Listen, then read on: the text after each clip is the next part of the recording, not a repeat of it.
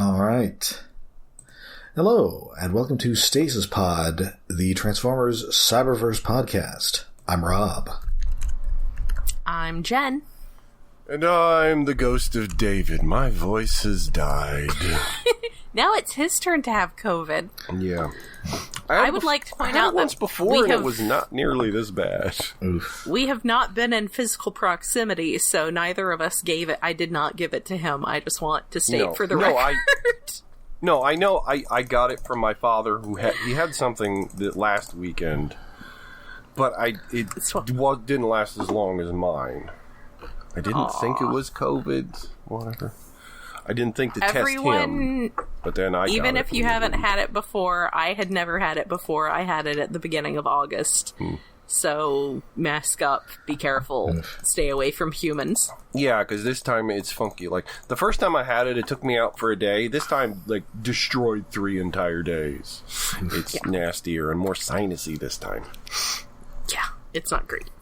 Well, anyway. Yeah, so today we are resuming our journey into the Cyberverse, and, don't stop believing, hold on to that feeling, because today we watched The Journey. Hold on to the feeling. Oh, I had to listen to Journey yes, music? We did. Wait, Journey... No, I'm thinking of Genesis. Who the fuck is Journey? David, this has been a recurring issue with you not knowing who bands are.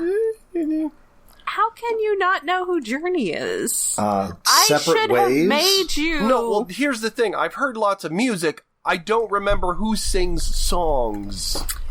I currently have 3 cassette tapes in my apartment, and one of them is Journey.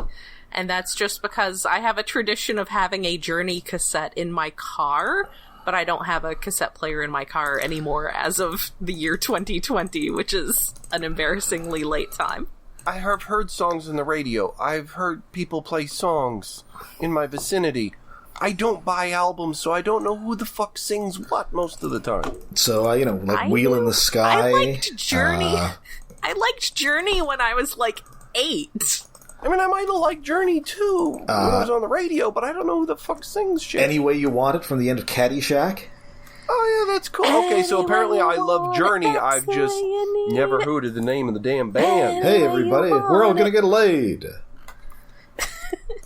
I like that song. Or I just thought they were somebody else. That's a really good, just the start of it is so, smacks you over Get you the right head into all it. of a sudden. And as we all know, David, not Yes. a fan of songs with long intros. Not a film of what? It's true. You're not a fan of songs with long intros. I'm not a fan of songs with long intros before you get to the goddamn music.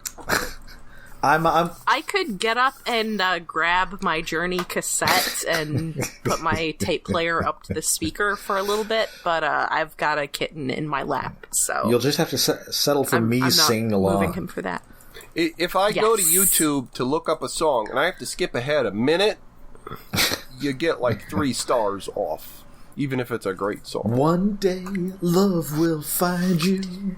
Break those chains that bind you. I mean, admittedly, a really long intro isn't as bad as, a song that starts with a comedy skit that always ages like ass.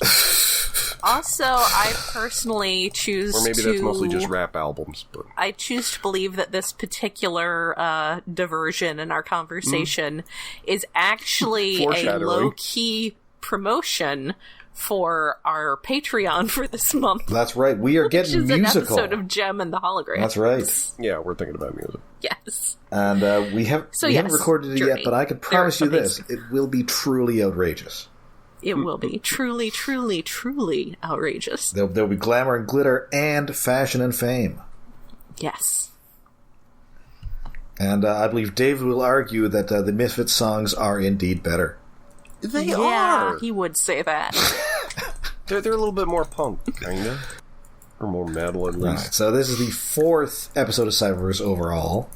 This first aired on actual television September 22nd, 2018. Written by Eugene Sun. This is his first Transformers episode. Okay. Wrote a lot of Ben 10, a couple recent Ninja Turtle series, And apparently he was the story editor of that Netflix Knights of the Zodiac series. Really? Where apparently there was some sort of issue about them changing one of the characters from male to female. Yeah, okay, here's the short form. The original Knights of the Zodiac, the Knights or whatever they are, they can't be women. There are women in the series, but they're not the fully armored for, I forget exactly what reason. There's something. Well, also, to be fair, Saint Seiya, which is what was translated as Knights of the Zodiac, is considered to be like one of the early popular Bishonen shows. So it was popular with girls as like eye candy. Pretty boys. So until characters started talking on that show, I assumed, I believe, about 3/4 of them were female. Yeah, no. So in the new version, pretty men. They gender swapped. What was it? Oh, I forget. Andromeda? Was that the one? The prettiest looking one of the main cast. Okay. The woman. Oh, well, that's no fair. Complicated, because I think one of the female characters in there, like, her main deal was she couldn't become a knight, so there was strife or something, but that was like a side character later. So having Andromeda be a woman, like, sure snuffs out that storyline or something, but not that they ever got that far in the Netflix adaptation, which I haven't seen. I haven't seen that or the live action movie. I want to see the live action Just movie. let him be pretty. I just saw the Cartoon Network dub that had the Bowling for Soup cover of Iran as the opening music. Like, I've seen a large chunk of like the dub, well, as much as the dub of the old cartoon. Which also, like, it's weird, like, because Saint Seiya is so huge in Latin America and other countries because they got it way quicker than we did. We didn't get it until the 2000s, and it's like, it's a cartoon from the early 80s or late 80s. Yeah, so it's if like, you happen really to dated. know where... Wait a second. If you happen to know where anyone can get a hold of the Italian dub, I have found out that my boss's boss's boss would really like to get a hold of the Italian dub of it that he watched as a child. Yeah, it's just... There's just some anime that never snuck over here early enough without a dub that are reasonably large in other countries, like Saint Seiya and Voltes V and things that just had dubs in other places but never made it to America. I was like, wait, what? Then again, we turned Gundam Wing into a huge thing. Yes. As an aside, and feel free to edit this out, that alarm that just went off was for Scooter's medicine, but he is crashed out on my lap right now. Oh, okay. So I'm going to just wait until he wakes up and give it to him then. So he's being so good right now. Okay, anyway. But yes, Saint Seiya.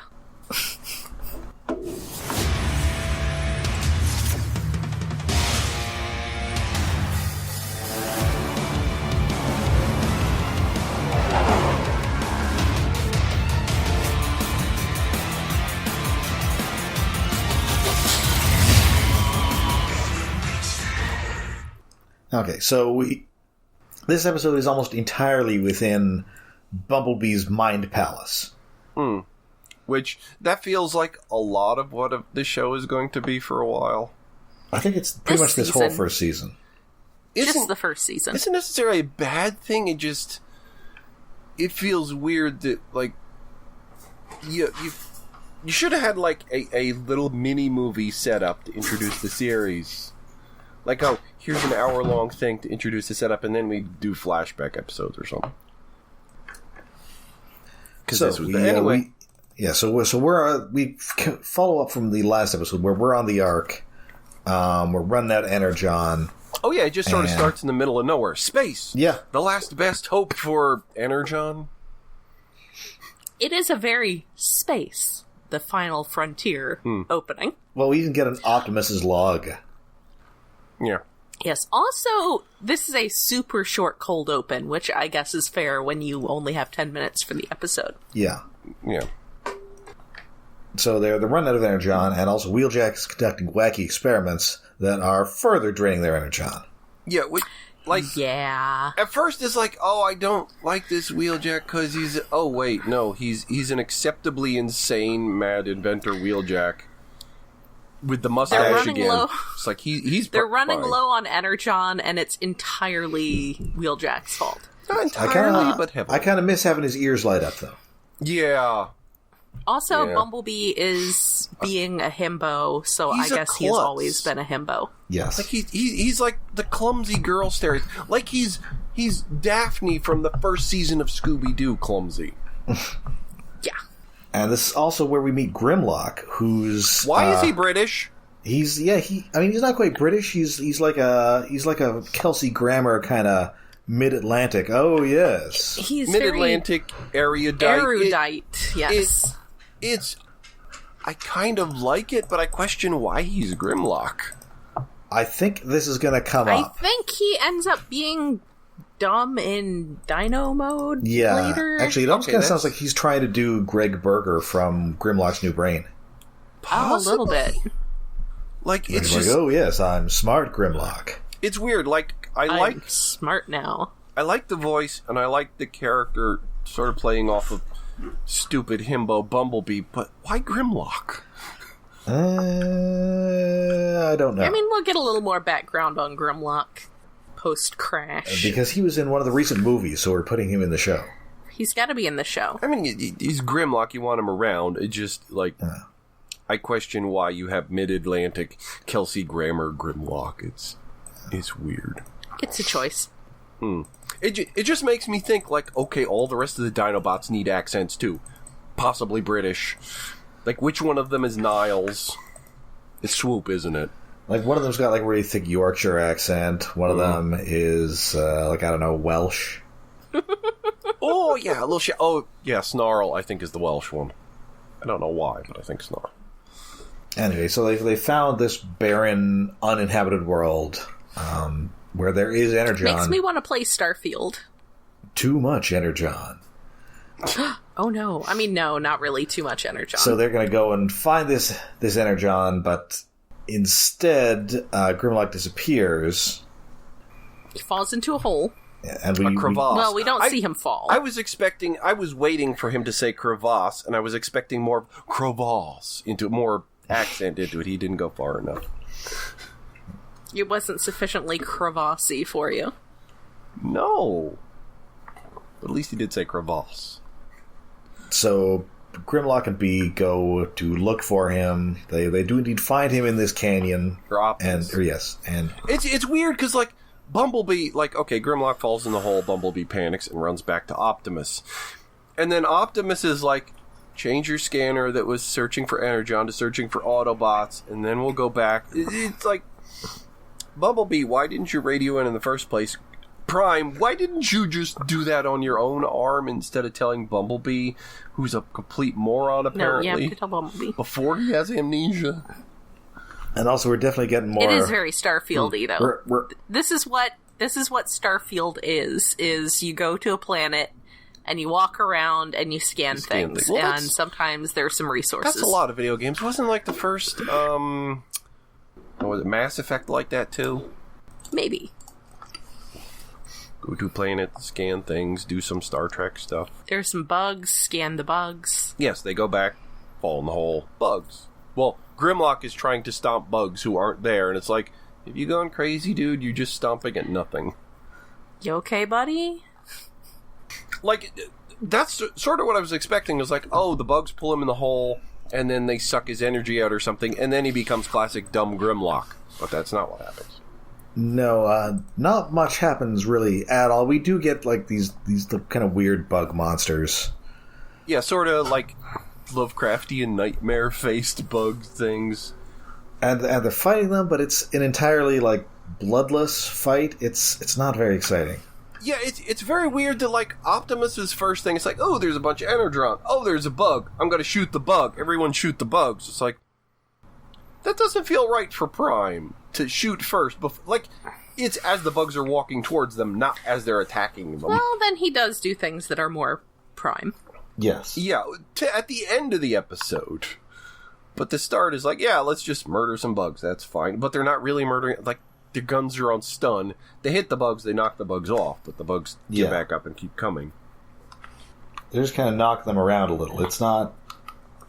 And you don't really get the sense that they're in any kind of, like, danger from these bugs? No. Well, they do start sucking energon eventually out of them. Like, which turns off, like, Prime's axe. I needed it to be a little more visceral. Yeah, it needed some... Like, it felt like the Cliff Notes of a general thing. It's like, oh, bugs attack us. Oh, we have to fight back. Oh, it's like, no matter what do we do to them, it's not stopping them. It just slows them down. But, like, half the dialogue and scenes were cut out. It's like, just start shooting the bugs. Run away from the bugs. Yeah. Like, I at least need some, like, creepier bug noises or something. Yeah. Could have used some, like, cicada noises. Yeah. Always use cicada noises. Cicada noises, some weird slime coming from somewhere. Something, anything. And of course, the obvious end of it is like, oh, yeah, these bugs eat energon. That's why the planet is full of energon, although where it came from in the first place, who knows? But they're subsisting off of it. If we take any, that will threaten the lives of these bugs. Any of it? We can't have any of it? I mean, I do appreciate, considering what we get for Optimus Prime sometimes, I do like Optimus saying we can't do this because it's going to threaten the native species, because, I don't know, writers don't always do that. That is a good end, but his first response to seeing these bugs was to start shooting them. So that undercuts the point of the end of the episode to me. So it's like... I mean, it was on stun. I guess. Yeah. He never says on stun. Again, it feels like lines are missing. It's like, shoot them with stun. Don't try to kill them. Yeah. It needs elaboration somewhere. Yeah. So anyway, they leave the Energon and they decide to head back to the ship. So instead of steering the ship, they're all going to go into stasis, a la Alien. And they're just going to have the Teletran 1 run the ship. Mm-hmm. Yep, just wake them when you find the Allspark. Yeah. And then, of course, as they're all going to sleep and Bumblebee is the last one to fall asleep, the computer's like, oh, I found the Allspark. Yeah, wait, no. Sleepy Bumblebee. Like, that's when Stasis kicks in. And we get a little... Normally, well, I guess not in Aliens, but in a lot of other fiction that uses, like, stasis, like, going cold sleeps and things, usually there's like one crew member who stays awake in shifts or something. Sometimes, although I guess they didn't do that in Alien. No, like that's, well, it's not the first one in fiction, but the first, I think probably the first one in a movie where that happened. And yeah, nobody's awake. Well, the android was probably awake, but that would not have been in canon. It's been a long time since I've seen the original Alien. Huh. Yeah, because they don't... It's good. I need to get the 4K version that's out now. Yeah. I seem to recall they don't know he's a robot until the end. No, but, like, logically, since we've seen the movie already, it makes sense. Oh, yeah, the robot was probably awake a lot of times when they were in stasis. Actually, maybe he was, like, the first one to awaken, supposedly, in the movie. I don't remember. Anyway. Yeah, I want to see the new one, but I also don't want to see it in theaters, because I don't see horror movies in theaters. Everyone needs to go into stasis, especially Wheeljack. In fact, we're going to tell Wheeljack that everyone is going into stasis, but we're just putting Wheeljack in stasis, so he stops screwing things up. That's not really what happens. Well, he did manage to, like, boost the signal range to scan and stuff. He did. So that's good. I like this zany Wheeljack so far, but yeah, you're right. I wish his ears blinked. Most important qualities of Wheeljack. I mean, zany honestly, scientist, like, ears blink. Bits of them blinking when they talk is like a thing more Transformers should do. Especially when so many of them have womble mouths. Yeah, if you don't have like a conventional face, it would really help. Yeah. Yeah. I keep coughing. But yeah, that's basically the episode. It's fine. It just, like my problems with, like, how Optimus is characterized because of the runtime. Yeah. I'm gonna go play Starfield after that episode. Go scan a planet. Grimlock confused me, but I think I like him, is just odd. And yeah, that is the episode. So time to flip over the cassette and go on to the next side. Side 2. Which is Whiteout. Oh no, is this going to be a gray episode? I'm glad it's not a gray episode. Thankfully, yes. It is not... Wait, Rob, Yes? you were around when you would have, like, cassette tapes you still had to flip over? Yes. Okay, it's like, you're younger than us, but every once in a while I forget exactly how much younger to a degree. Not that much younger. I was around for the dawn of CDs and the last days of the cassette. Okay. But also we were late adopters, so I don't think we had a CD player until like 1997.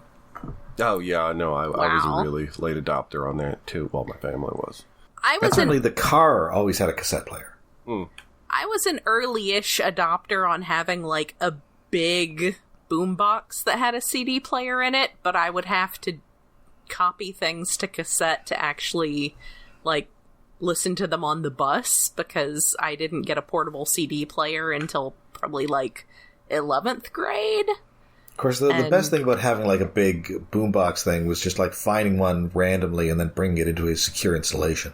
Yes, I love that.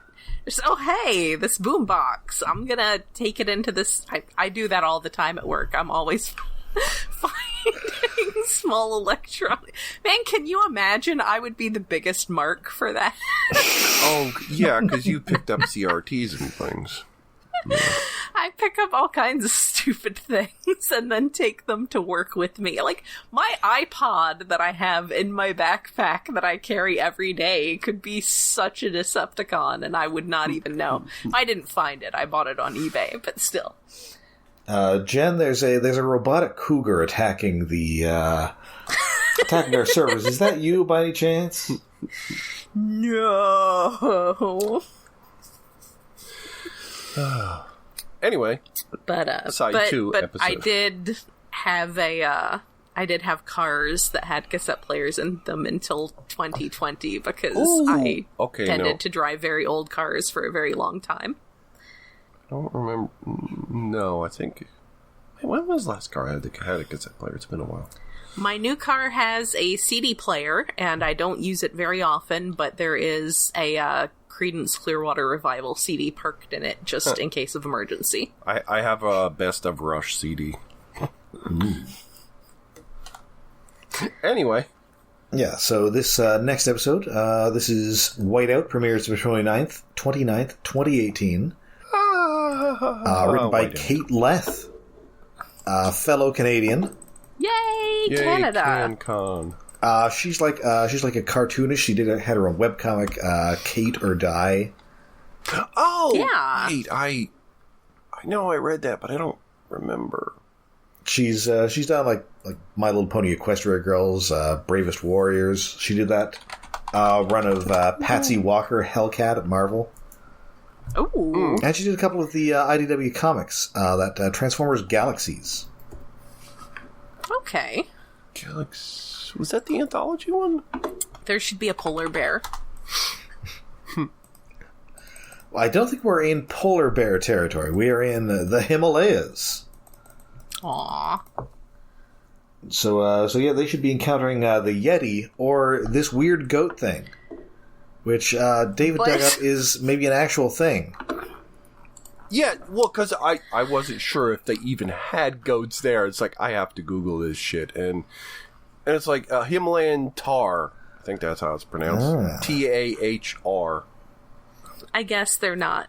Which... It was a running thing in... technically a goat, but it's very close related to goats.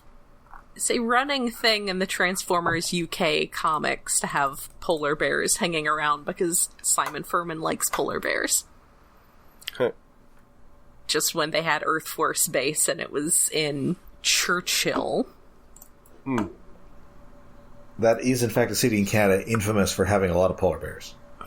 Yes. It was...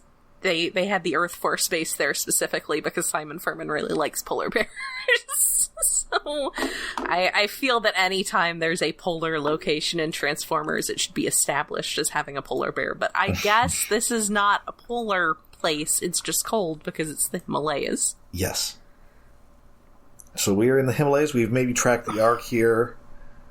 And so Windblade is going to go out and look, while Bumblebee stays behind and watches TV.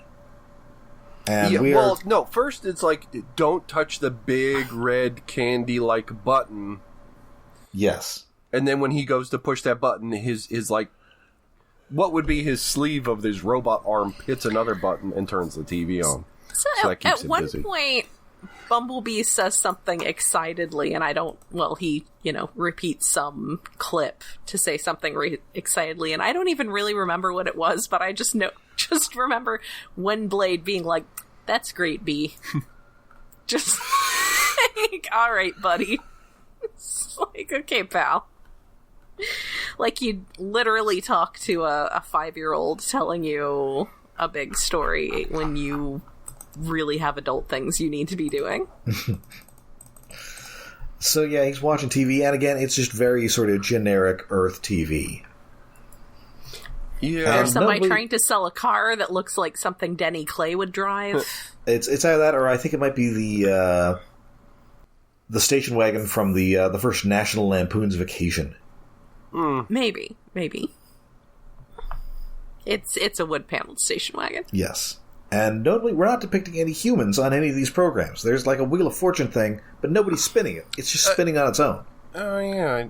Now I'm trying to remember if Are there any people? there's ever any humans in Cyberverse.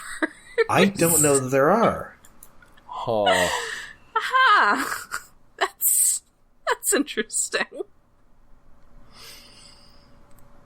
Which, Okay, then. I guess This people don't takes, want, dumb humans in their Transformers, but also, it's weird to be on Earth and not meet any of them. Yeah, and especially Yes. when Bumblebee keeps quoting Earth commercials and stuff. And watching TV. Yeah. Yeah. Hmm. So, anyway, meanwhile, Windblade is out, she's looking around, and unfortunately she has been noticed by Thundercracker and Novastorm, who we previously encountered, and also their commander, Slipstream. Yeah, Yes. she specifically left on her own instead of taking the spaceship they stole from the Decepticons, so she wouldn't be noticed. And Yes. somehow, I guess in her transmitting back to Bumblebee, she was obviously noticed. Yeah. Like, why? Observing security protocols, and then it doesn't do any good. This is the first Slipstream we're meeting outside of Transformers Animated. Oh, yeah. Yes. And she's been promoted. She's a commander of Seekers. That's right. She is she's the head Seeker in charge. At least on Earth. Oh, okay, guys. Scooter's awake, so I am going to take a break for a moment and give him some food and give him his pain medicine. All right, little buddy. Oh.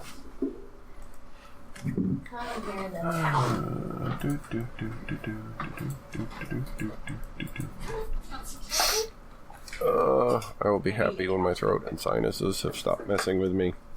Ugh. Although Friday was like the best and the worst because all I wanted to do was sleep, and about all I could do was sleep. Oof. It's like I woke up for breakfast and dinner and a couple other times, I think, but I don't remember much of anything from Friday. Like all I remember is some food, medicine, and sleep. Come here, little guy. It's like, I think I poked Twitter and Discord, but I don't remember shit. I know. Alright, I think I'm actually gonna leave him in his crate for the rest of this episode at least, so that I can encourage him to eat some of his canned food. Okay. Alright, all set. Alright, so yeah, Slipstream, previously of Transformers Animated, the Lady Starscream, who is a big fan of the Charlotte Hornets. Yeah. Extremely 1992 colors. I guess a bit G2 Ramjet colors. Yes. Looks like a food court Taco Bell. Yes. So they're now tracking her down, but meanwhile she has found a stasis pod.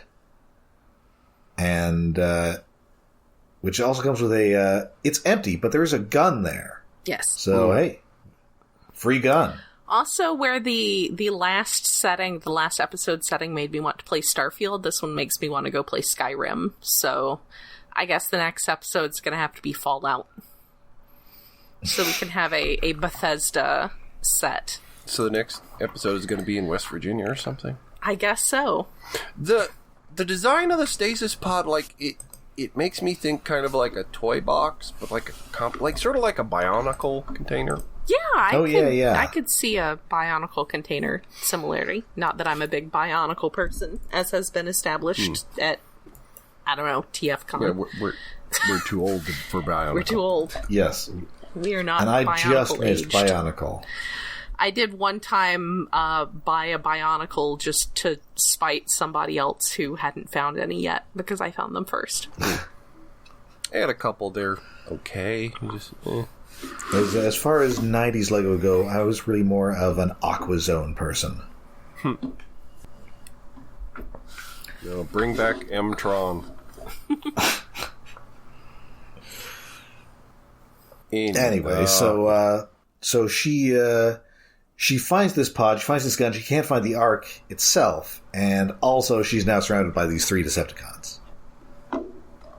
Notably, they are referred to as the Seekers here. This might be the first time. I can't remember if they called them Seekers on Animated or not. No, previous... I swear it's come up before, but I forget. Like, Prime in 2015 didn't have them as a whole classification.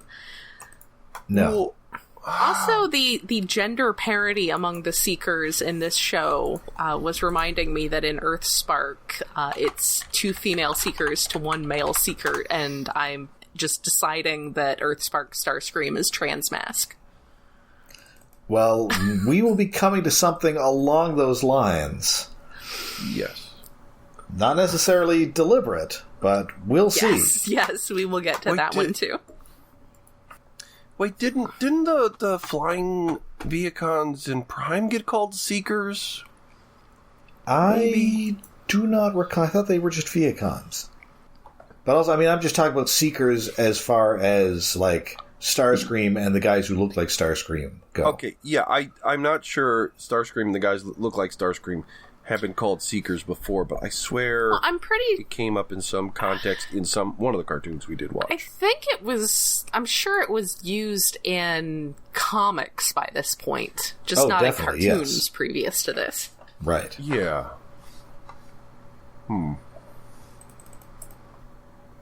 Anyway, so she's surrounded, and she is also given Slipstream a bunch of lip. She's doing the whole "I can't remember your name" bit. Yeah, trying to do that Optimus and Megatron thing from Animated. Also, when doesn't quite work, it just comes off as sassy girl talk. When Windblade found the stasis pod, she did use her wing fans to blow the snow off of it, and I liked that. Yes.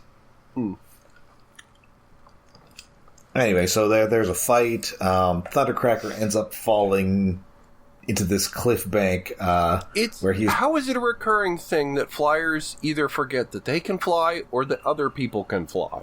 Oh, he's gonna fall down there and find like the corpse of like Iron Fist's mom. Oh no! R.I.P. Iron Fist's mom.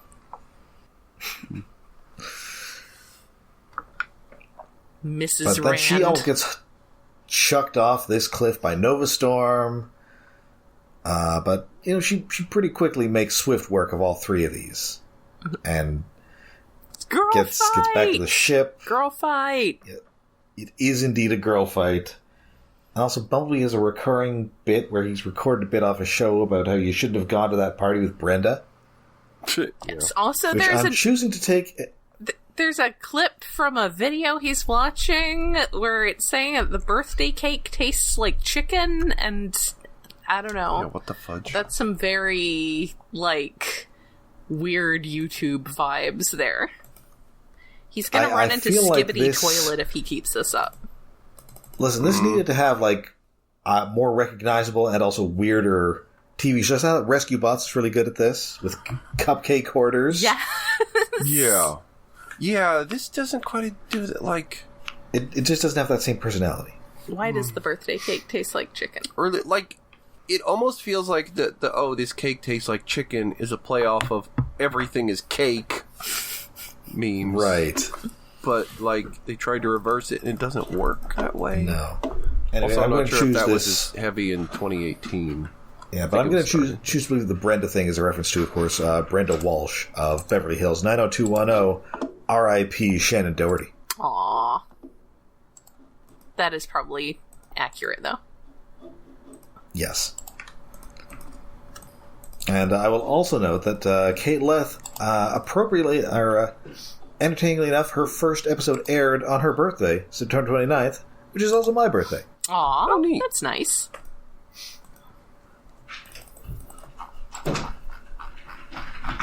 So, congratulations, fellow Libra. I'm kind of... I like Windblade using her wings and the fans on them. Shooting them off is a weird thing, but her using them like Destructo discs to sneak up behind Slipstream to attack her in the back is cool. I mean, it just kind of makes me think of Rotor Force from Generation 2. Yeah. Oh, wow. Generation 2 Windblade as a Rotor Force. I do love Rotor Force. Neat. And unfortunately, I'm currently drawing a blank on the Rotor Force rap from the commercials. It's not as famous as Big Dog Battle and I don't Bruticus remember that one quite as well as the Bruticus one. I need to brush up on those. Like Nor is anybody's Gatling gun illin. No. Rotors are not illin, unfortunately. Although I do think there's something about them when they're spinning, then we be winning? Yeah. Question mark? Probably. Yeah, that sounds very familiar. Anyway, so, she gets back to the ship, gives Bee's old gun, and now Windblade, she knows, we're on the right planet. The Ark is somewhere on Earth, but the Decepticons are here too. Dun dun dun. So we're going to have to get it in our next exciting episode. Yes. Are you sure it's here? I mean, it appears that, Bumblebee's was ejected from the Ark and crashed onto the planet. Yes. I mean, so it's got to be in the solar system somewhere. Yeah, okay, the solar system, I'll give you that. It might just be on the moon. Plus, also, counterpoint, the Ark is literally always on Earth. Yes. It would be nice if it wasn't. It's just magnetically attracted to Earth. If you're on Transformers and you don't know what planet you're on Earth. Yes. Has 2 moons? No, surprise, still Earth. Surprise! Oh my god, I was wrong. It was Earth all along. Oh, you finally made a monkey. Yes, we finally made a monkey. You finally made a monkey out of me. I love you, Dr. Zaius. Has anyone ever edited to that song with Beast Wars clips? Oh, someone should. Ooh, I don't think so. I'm not sure who Beast Wars' most Troy McClure-esque character is. Made a monkey out of him. It's freaking Primal. Oh, yeah, I guess that's true. That one's the easy one. I hate every ape I see, from chimpanzee to chimpanzee. Okay, the chimpan, ape, and chimpanzee. Okay, that's going to be scenes of all the proto-humans, because they look chimpy. But no, that is it for our look at the Cyberverse this week. They're 2 okay episodes. I like that we got Slipstream in there. And like I said, I like it when better than the first Prime 3, I is guess. environmentally conscious, though I would question whether they couldn't have, taken a little bit. I think we've got 2 interesting episodes coming up next. and then we get to the Velocitron episode. No. And then Shadow Striker, and then McAdams. Okay, well, the Shadow Striker one is you know, that's got some interesting aspects to it that they never really followed up on. Mm-hmm. So, I guess for people who have seen it already, I did look it up, and the thing that makes me very angry is towards the beginning of the 3rd season, so it'll be out a little while. Okay. Years from now. If you are aware of things that happen at the beginning of the 3rd season, that may cue you in on what I was so angry about. But if you haven't, it's going to be a while. Now I have to try to not respond accordingly to anything that is related to that, so that it still comes as a surprise. Okay. God damn it. Anyway. Visionaries. All right. So yes, that now brings us to Jen's Visionaries Corner. All right. So this week we're getting towards the end of the series. We are on the episode Sorcery. I forgot to actually make a note of who wrote this one because I am a disaster and not very good at this. So we are having a Renaissance Festival ball. There's like lute music, everybody's dancing, there's lots of turkey legs. And cryotech, this is a cryotech episode. So, surprise, some of these people are actually characters. He's the oldest. He's not like old, though. He's just, probably like 40 as these things go. And he's not very good at dancing. He's trying to dance with Galadria, who is the token female of the Spectral Knights, and it's not working out well. Leoric asks him to do the toast since he's the oldest, and he toasts to the Circle of Light, and everybody's like, "Aw, that's the toast you always give." And he's feeling kind of down about being pegged as the old predictable guy. So he's ready to leave the party, so Arzon and Farrell invite him out on a mission in their captured chariot. So they skedaddle from the party. There are some giant baby birds that are trapped in a nest under some fallen stone pillars, so he helps them free the baby birds. And as they're out there, the Darkling Lords are out for a little party in their dagger assault. Mortdrid fires the little jet. He is the one, again, who is Jonathan Harris, and basically he goes out in a little jet. They get in a fight with him. Kravix comes, gets in a fight. Eventually, the Darkling Lords take Cryotech down. They get him in the magical dungeon, which is the little panel in the side, the play feature on the side of the dagger assault, where you put them in there and it's supposed to steal their power. So they put Cryotech in there, but Cryotech puts up a struggle. He pulls Kravix in with him, and then he escapes. So Kravix is the one with the Phylot. Which is, again, because it's been a while, a Phylot is not a real thing that anyone has ever heard of, but it's basically kind of a pterodactyl kind of thing.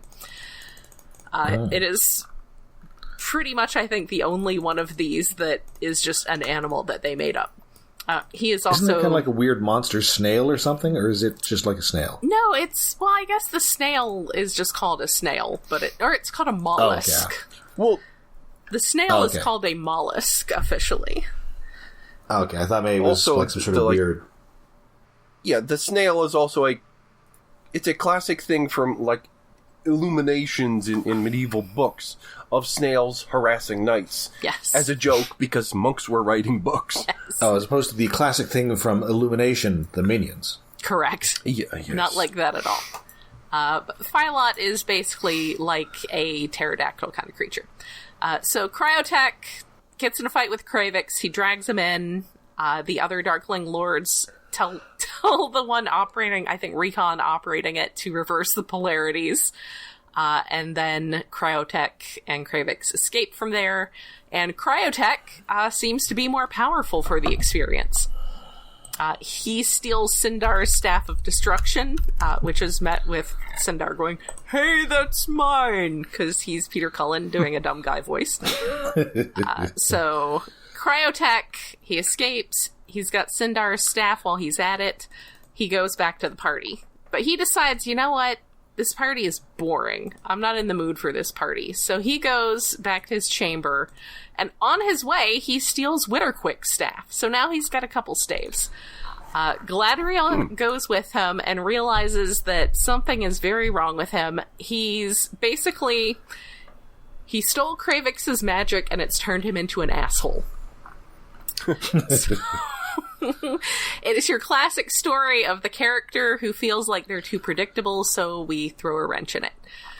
So Cryotech has decided he's going to take all these staves, he's going to go back to his home in Northalia and establish a third power center there to counter the Spectral Knights and the Darkling Lords.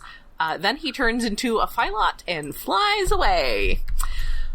So on their way after him, chasing him, the Circle of Light runs into the Darkling Lords, and they're like, you know, he's going to be threatening all of us. I guess you guys probably want to make a token effort to get Kravix's magic back to him, so we'll all work together here. So Cryotech gets to his home. It's very snowy and Russian. So it's very, like, Eastern European. Minarets and things? Yeah, there are some of those, like, onion-shaped roof things. And like onion domes, I think. Yeah, the onion domes. Oh, onion dome. But it's very snowy, and I like it, and I want to be there. But, yes, Cryotech is fighting this. It's not just that it's completely changed him, but they don't say multiple personalities, but as he puts it, one moment I'm me, and the next I'm someone or something else. So, Kravex does still have his own totem, which is the fear staff. So Kravex attacks Cryotech with the fear staff, which makes him hallucinate a giant snake coming over the mountains, and he uses the destruction staff, and now there's an avalanche coming down on the town. Good job, everybody. So Leoric demands that Lexor use his protection staff. They all stop the avalanche, they save the town, but obviously Cryotech's still having issues. The Darkling Lords point out that they can get Kravix's magic back whether Cryotech is dead or alive, so they are just gonna kill him. So Cryotech uses the speed staff that he stole from Witterquick to go to Merklin. Merklin has an adorable little pet dragon. I feel that's important to point out. Just this little, like, cat-sized dragon hanging around on his desk. Merklin starts offering to help him, but then Cryotech swings back towards the side of evil and decides he would rather choose violence. And he decides to head to Castle Darkstorm to just fuck shit up.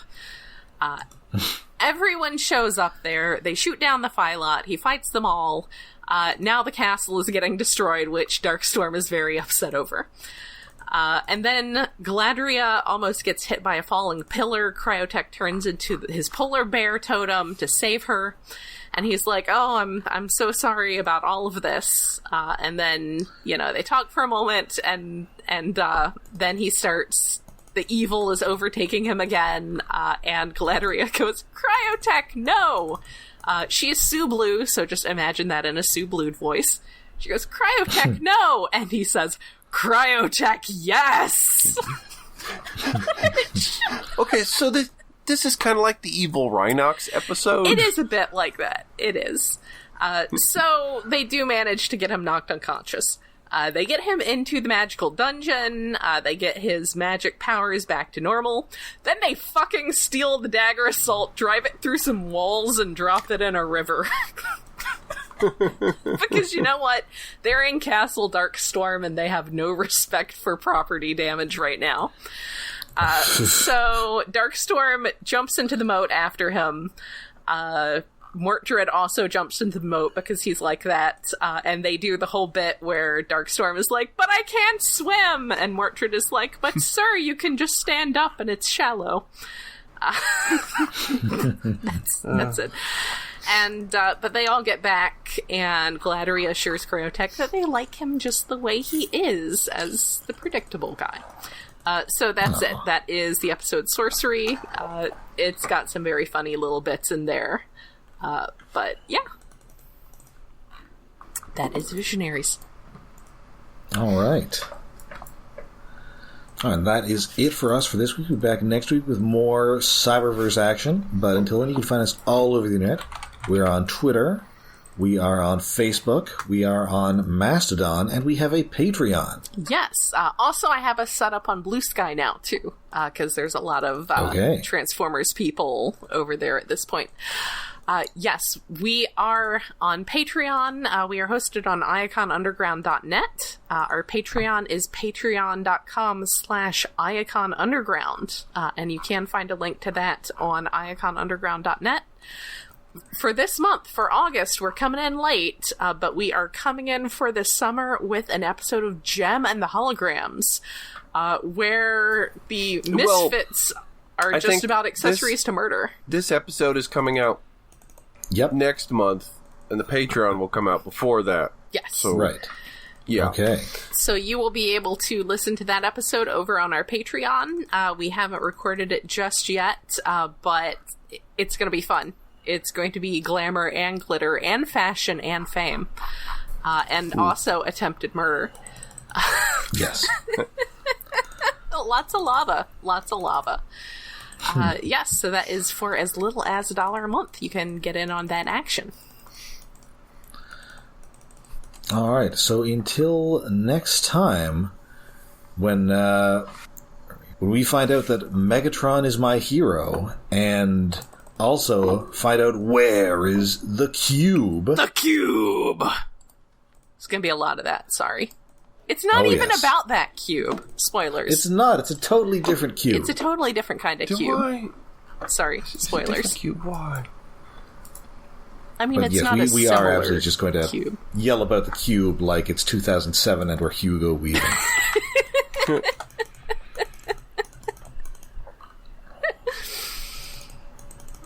Even though it's actually about, like, a sport. Yes. Or instead of a ball, they have a cube, but we're just going to call it the cube. So until then, I'm Rob. I'm Jen. And I just found out how expensive Macadam toy is on eBay. I'm David. I think I got a leg around here somewhere. It's a lot. Yeah.